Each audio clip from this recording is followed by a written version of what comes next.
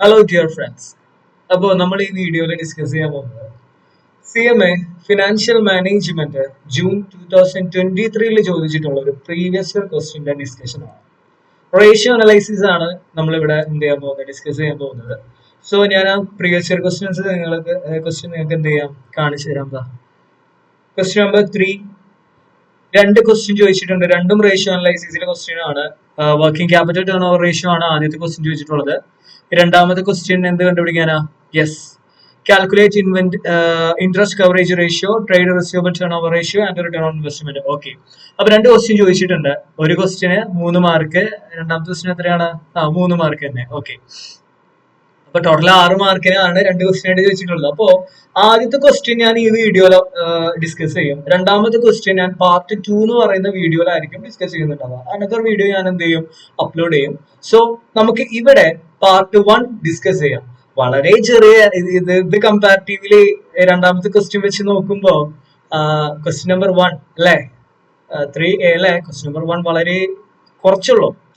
പക്ഷേ നിങ്ങൾ നല്ല രീതിയിൽ ശ്രദ്ധിച്ചിട്ട് നല്ല കൺസെപ്റ്റ് ഒക്കെ അറിയുന്നവർക്ക് ഇത് എന്ത് ചെയ്യാൻ പറ്റുള്ളൂ, ഈസി ആയിട്ട് കണ്ടുപിടിക്കാൻ പറ്റുള്ളൂ. വലിയ ബുദ്ധിമുട്ടായിട്ടുള്ള കാര്യങ്ങളൊന്നും ഇല്ല. ഞാൻ എപ്പോഴും എന്റെ സ്റ്റുഡൻസിനോട് പറയാനുള്ള കാര്യമാണ്, ഇവിടെ വാല്യൂ തന്നിട്ടുണ്ട്. സോ വാല്യൂ തരാത്ത ചില ക്വസ്റ്റ്യങ്ങളൊക്കെ നമുക്ക് അസംഷൻ ആയിട്ട് എടുക്കേണ്ടി വരും. സോ ഇവിടെ വാല്യൂ തന്നിട്ടുണ്ടല്ലേ, 10 lakh എന്ന് പറഞ്ഞ ഒറ്റ വാല്യൂ തന്നിട്ടുണ്ട്. അപ്പൊ നമുക്ക് എന്ത് ചെയ്യേണ്ട കാര്യമില്ല, ഇവിടെ അസ്യൂം ചെയ്യേണ്ടതൊന്നും ഒരു ആവശ്യം വരുന്നില്ല. സോ നമ്മൾ ആദ്യം ചെയ്യേണ്ട പരിപാടി, ഞാൻ സ്റ്റുഡൻസിനോട് എല്ലാവരോടും പറയുന്ന ഒരു കാര്യമാണ്, ആദ്യം നമ്മളോട് എന്താണോ ചോദിച്ചിട്ടുള്ളത് അത് എടുത്തെഴുതാം. Working capital turnover ratio അല്ലെ, എന്ത് ടേൺ ഓവർ റേഷ്യോ ചോദിച്ചാലും സെയിൽസ് മേലെ വരും, എന്താണോ ചോദിച്ചത് അത് അടി വരും അല്ലെ.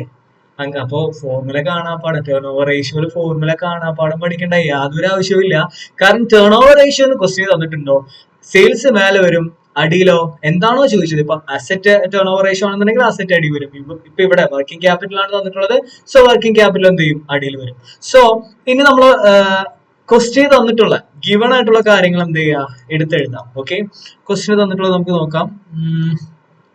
യെസ്, കറന്റ് റേഷ്യോ തന്നിട്ടുണ്ട് 8/5, 8:5 അഥവാ 8/5 അല്ലെ current ratio.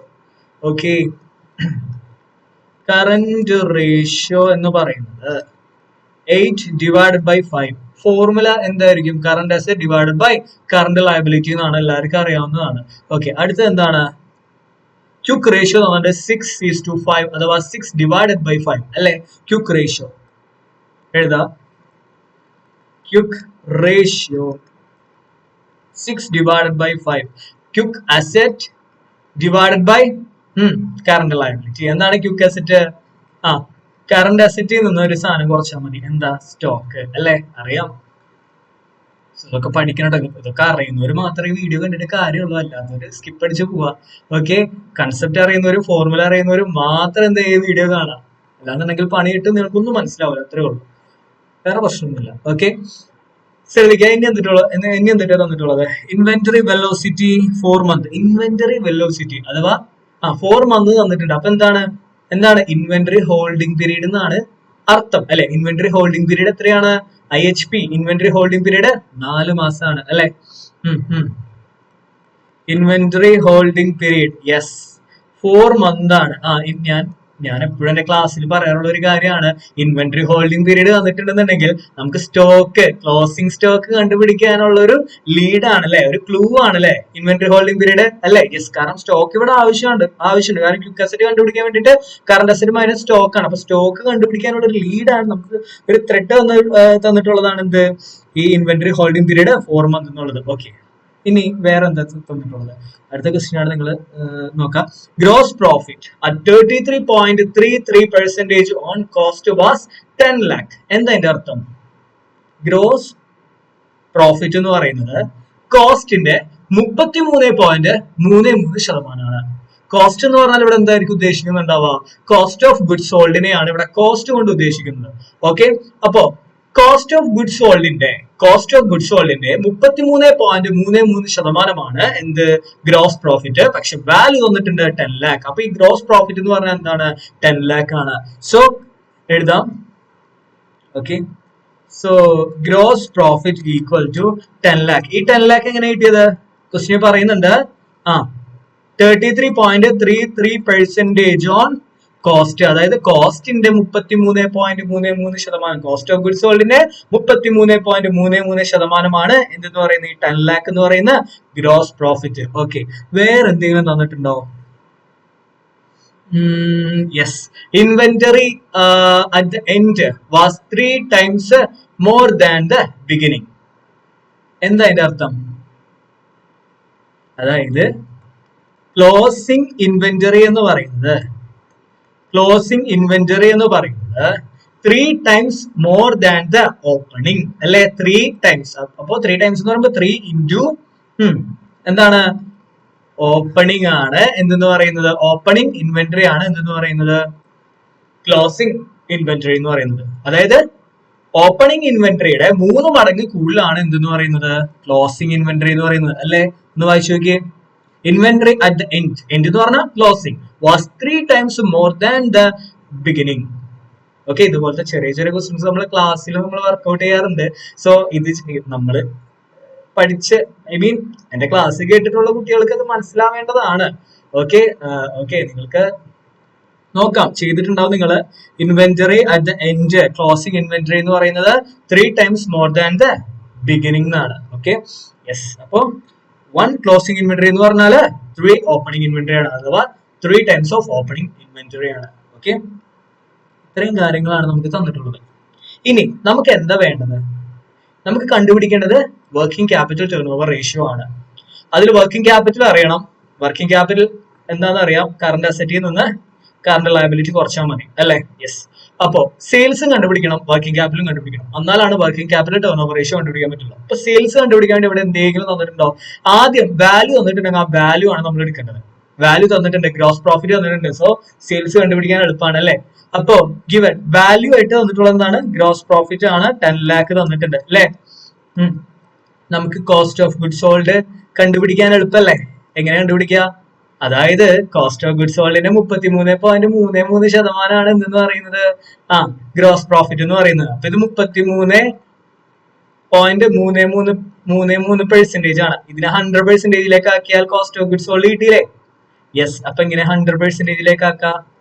10 lakh divided by 33.33 into 100 എന്നോ അല്ലെങ്കിൽ കാൽക്കുലേറ്റർ ഉള്ളവരാണെന്നുണ്ടെങ്കിൽ 10 lakh ഡിവൈഡ് ബൈ 33.33% വെച്ചാൽ ആൻസർ കിട്ടും. എത്ര കിട്ടിയത്? 10 lakh divide by 33.33%. Yes, 30 lakh ആണ് വരുന്നത് അല്ലെ? 30 lakh ആണ്. അപ്പോ ഈ 30 lakhന്റെ 33.33% എന്തെന്ന് പറയുന്നത് ഗ്രോസ് പ്രോഫിറ്റ് എന്ന് പറയുന്നത് അല്ലെ? 30 lakhന്റെ 33.33% അടിച്ചു നോക്കിയാൽ 10 lakh കിട്ടിയല്ലോ. ഓക്കെ, അപ്പൊ ഗ്രോസ് പ്രോഫിറ്റ് എന്ന് പറയുന്നത് ഈ കോസ്റ്റ് എന്ന് പറഞ്ഞാൽ കോസ്റ്റ് ഓഫ് ഗുഡ്സ് സോൾഡ് അല്ലെ? ഈ കോസ്റ്റ് ഓഫ് ഗുഡ്സ് സോൾഡിന്റെ 33.33% ഗ്രോസ് പ്രോഫിറ്റ്. അപ്പൊ 30 lakh ആണ് കോസ്റ്റ് ഓഫ് ഗുഡ്സ് സോൾഡ് നമുക്ക് കിട്ടിയിട്ടുണ്ട്.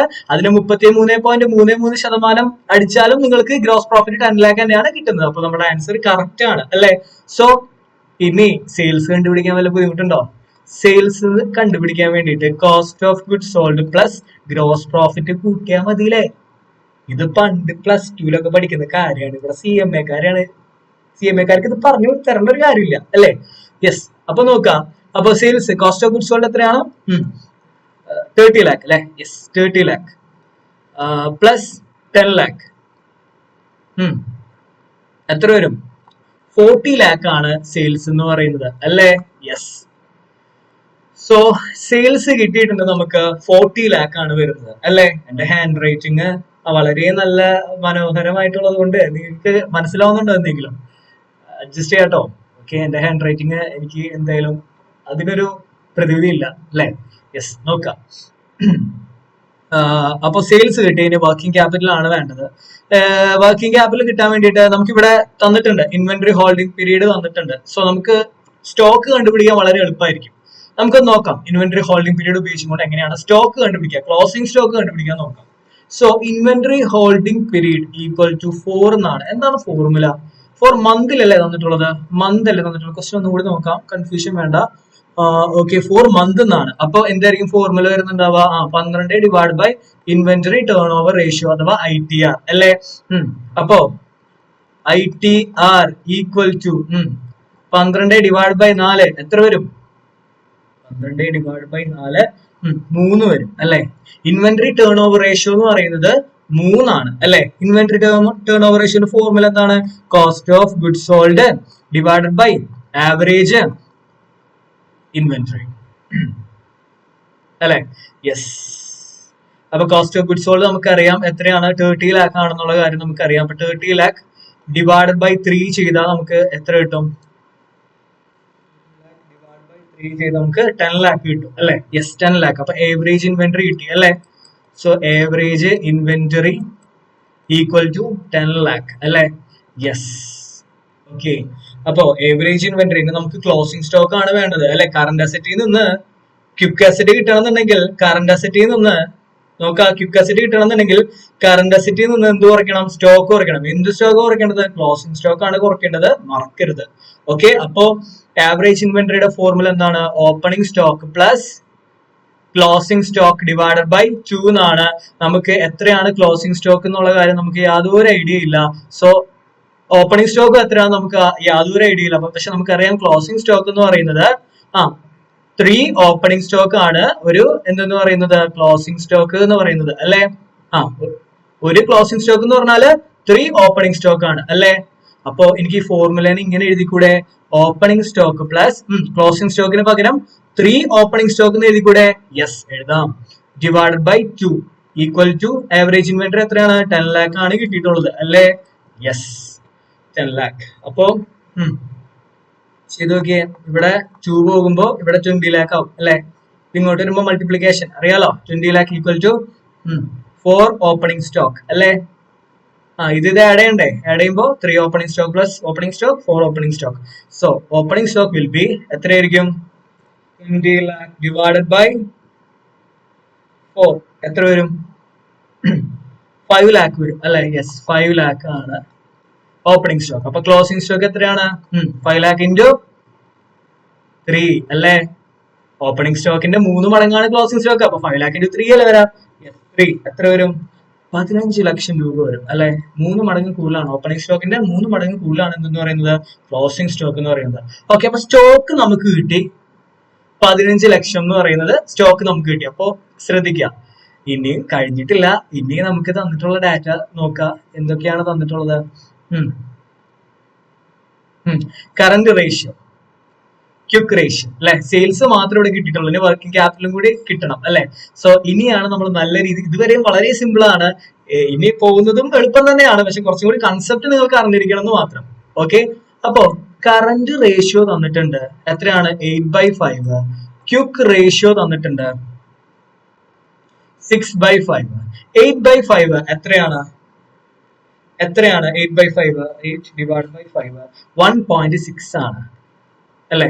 Formula current asset divided by current liability എന്നാണ്. ഈക്വൽ ടു 1.6 ആണ് അല്ലെ. ഇവിടെ എന്താണ്? ഇവിടെ 6/5 ഒന്ന് ചെയ്തേ. 6 ഡിവൈഡ് ബൈ 5 എത്ര വരാ? 1.2 ആണ് വരാ അല്ലെ. യെസ്. അപ്പോ അതിന്റെ ഫോർമുല എന്താണ്? Quick asset divided by current liability എന്നാണ്. സോ നമുക്ക് ഇങ്ങനെ പറഞ്ഞൂടെ? അതായത് കറന്റ് അസറ്റ് എന്ന് പറയുന്നത് 1.6 കറന്റ് ലയബിലിറ്റി ആണ് അല്ലെ. 1 അതായത് ഇത് ഇങ്ങോട്ട് കൊണ്ടുവരും. അപ്പൊ നമുക്ക് മനസ്സിലാക്കാൻ പറ്റും current asset equal to 1.6 current liability ആണ്. അതായത് ഒരു കറന്റ് അസറ്റ് എന്ന് പറഞ്ഞാൽ 1.6 കറന്റ് ലയബിലിറ്റി എന്നാണ് ഇതിന്റെ അർത്ഥം അല്ലെ. Current asset divide by current liability equal to 1.6. അതിന്റെ അർത്ഥം ഒരു കറന്റ് അസറ്റ് എന്ന് പറഞ്ഞാൽ 1.6 കറന്റ് ലയബിലിറ്റി എന്നാണ്. Current asset equal to 1.6 current liability. Okay. അപ്പൊ ഇതിന്റെ അർത്ഥം എന്തായിരിക്കും? ക്വിക്ക് അസറ്റ് എന്ന് പറഞ്ഞാൽ 1.2 കറന്റ് ലയബിലിറ്റി. ഓക്കെ അല്ലേ. അതായത് ക്വിക്ക് അസറ്റ് ഇപ്പൊ ഇവിടെ കറന്റ് അസറ്റ് കിട്ടണമെന്നുണ്ടെങ്കിൽ എന്ത് ചെയ്യണം? കറന്റ് അസറ്റ് കിട്ടണമെന്നുണ്ടെങ്കിൽ കറന്റ് ലയബിലിറ്റി ഇൻറ്റു 1.6. അതായത് കറന്റ് അസറ്റ് എന്ന് പറഞ്ഞാൽ കറന്റ് ലയബിലിറ്റിയുടെ 1.6 ടൈംസ് കൂടുതലാണ്. കറന്റ് അസറ്റ് എന്ന് പറഞ്ഞാൽ കറന്റ് ലയബിലിറ്റിയുടെ 1.6 മടങ്ങ് കൂടുതലാണ് ഒരു കറന്റ് അസറ്റ് എന്ന് പറയുന്നത് അല്ലെ. അപ്പൊ ക്വിക്ക് അസറ്റ് എന്ന് പറഞ്ഞാലോ 1.2 കറന്റ് ലയബിലിറ്റി ആണ് ഒരു ക്വിക്ക് അസറ്റ് എന്ന് പറയുന്നത്. അതായത് കറന്റ് ലയബിലിറ്റിയുടെ 1.2 മടങ്ങ് കൂടുതലാണ് എന്തെന്ന് പറയുന്നത്? ക്വിക്ക് അസറ്റ് എന്ന് പറയുന്നത്. ഇത് ജസ്റ്റ് ബേസ് ആണ്. അറിയാൻ ഞാൻ നേരത്തെ പറഞ്ഞിരുന്നു, ബേസ് അറിയാത്തവര്, ബേസ് ഇല്ലാത്തവര്, ക്ലാസ് കാണാത്തവര് ഒന്നും ഈ വീഡിയോ കണ്ടിട്ട് ഒരു കാര്യമില്ല. ഓക്കെ, ശ്രദ്ധിക്കാം. അപ്പൊ കറണ്ട് അസറ്റ് എന്ന് പറഞ്ഞാൽ ഒരു കറണ്ട് അസറ്റ് എന്ന് പറഞ്ഞാൽ 1.6 കറണ്ട് ലയബിലിറ്റി, ഒരു ക്വിക്ക് അസറ്റ് എന്ന് പറഞ്ഞാൽ 1.2 കറണ്ട് ലയബിലിറ്റി. ഓക്കെ ആണോ? സെറ്റ് ആണോ? ഇനി ക്വിക്ക് അസറ്റ് ഈക്വൽ ടു, നമുക്കറിയാം quick asset equal to current അസറ്റിൽ നിന്ന് സ്റ്റോക്ക് കുറച്ചാൽ മതി അല്ലേ? കറണ്ട് അസറ്റിൽ നിന്ന് സ്റ്റോക്ക് കുറച്ചാൽ മതി. സോ ശ്രദ്ധിക്കുക, സ്റ്റോക്ക് എത്രയാണെന്ന് നമുക്കറിയാം. എത്രയാണ്? 15 ലക്ഷം. ക്ലോസിംഗ് സ്റ്റോക്ക് ഞാൻ കണ്ടുപിടിച്ചിട്ടുണ്ട് ഇവിടെ 15 ലക്ഷം അല്ലേ? യെസ്, 15 ലക്ഷം കണ്ടുപിടിച്ചിട്ടുണ്ട്. ഇനി കറണ്ട് അസറ്റ് എത്രയാണെന്ന് അറിയോ? ഇല്ല. ക്വിക്ക് അസറ്റ് എത്രയാണെന്ന് അറിയോ? ഇല്ല. പക്ഷെ നമുക്കറിയാം എന്ത്?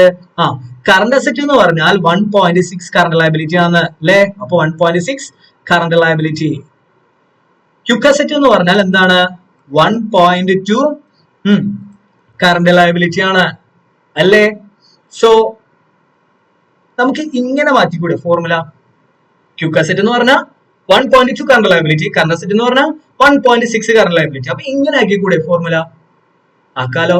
ഇനി ഇതിനെ ഇങ്ങോട്ട് കൊണ്ടുവന്ന ഇവിടെ കറണ്ട് ലയബിലിറ്റി, ഇവിടെയും കറണ്ട് ലയബിലിറ്റി. അപ്പോ പ്ലസ് മൈനസ് അല്ലെ? 1.2 current liability minus 1.6 current liability equal to 15 lakh. So 0.4 current liability വരും അല്ലേ? എത്രയാണ്? 15 ലക്ഷം. ഇനി current liability equal to 15 lakh divided by 0.4 equal to എത്ര വരും? 15 ലക്ഷം ഡിവൈഡഡ് ബൈ 0.4 3 ലക്ഷത്തി 37 ലക്ഷത്തി 50,000 അല്ലെ? 0.4 എന്ന് പറയുമ്പോൾ 37 ലക്ഷത്തി 50,000 വരും. ഓക്കെ, അപ്പൊ കറണ്ട് ലയബിലിറ്റി നമുക്ക് കിട്ടിയാലോ. ഇനി നമുക്ക് എന്ത് കിട്ടണം? കറണ്ട് അസറ്റ് കിട്ടണം. അപ്പോ മേലെ നമ്മൾ പറഞ്ഞിട്ടുണ്ട് ഒരു കറണ്ട് അസറ്റ് എന്ന് പറഞ്ഞാൽ 1.6 കറണ്ട് ലയബിലിറ്റി ആണ് അല്ലേ? അപ്പൊ ഒരു കറണ്ട് അസറ്റ് ഇൻറ്റു 1.6 ഇൻറ്റു 37 ലക്ഷത്തി 50,000 എത്ര വരും? 60 ലാക്ക് വരും അല്ലേ? 60 ലാക്ക് വരും. സോ കറണ്ട് ലയബിലിറ്റി അറിയാം, കറണ്ട് അസറ്റും അറിയാം. വർക്കിംഗ് ക്യാപിറ്റൽ എത്ര അപ്പൊ വരാം?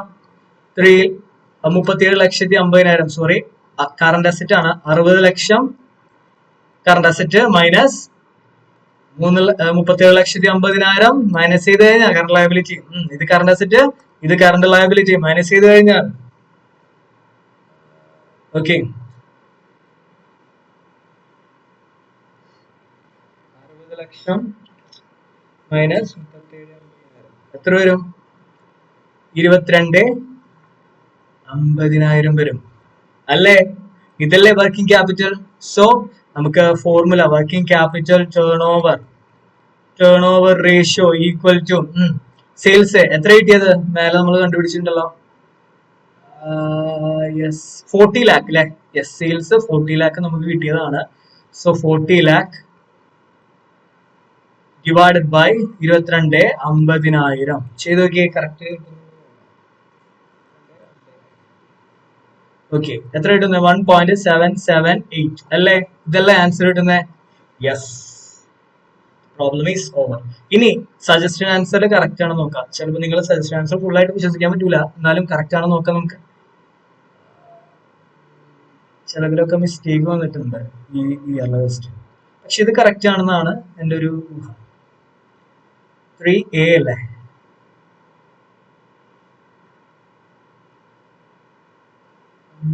യെസ് 16:9. 16 ഡിവൈഡ് ബൈ 9 ഒന്ന് ചെയ്ത് നോക്കിയേ. 16 ഡിവൈഡ് ബൈ 9 1.777 അല്ലേ? ഇതന്നല്ലേ നമുക്കും കിട്ടുന്നേ. അപ്പോ നമ്മളുടെ ആൻസർ കറക്റ്റ് ആണ്. സോ വളരെ ചെറിയ ക്വസ്റ്റ്യൻ ആയിരുന്നു, പക്ഷെ ആൻസർ കമ്പ്യൂട്ടേഷൻ വളരെ കുറച്ച് ലെങ്തി ആണ്, കുറച്ച് കൺസെപ്റ്റ് ഒക്കെ അറിഞ്ഞിരിക്കണം. ഇത് ഞാൻ വീണ്ടും പറയുന്നു, നിങ്ങൾ ക്ലാസ് ഒന്നും അറിയില്ല, കൺസെപ്റ്റ് ഒന്നും കേൾക്കാത്തവരാണെന്നുണ്ടെങ്കിൽ ഇത് മനസ്സിലായില്ല എന്ന് ഓർത്തിട്ട് വിഷമിക്കണ്ട. പഠിക്കുക, ആദ്യം കൺസെപ്റ്റ് ഒക്കെ മനസ്സിലാക്കി നല്ല ഡെപ്തിൽ എന്ത് ചെയ്യാം, പഠിക്കുക. എന്നിട്ട് എന്ത് ചെയ്യാം, ഈ ക്വസ്റ്റ്യൻസ് ഒക്കെ ഒന്ന് വർക്ക്ഔട്ട് ചെയ്തു. Okay, thank you.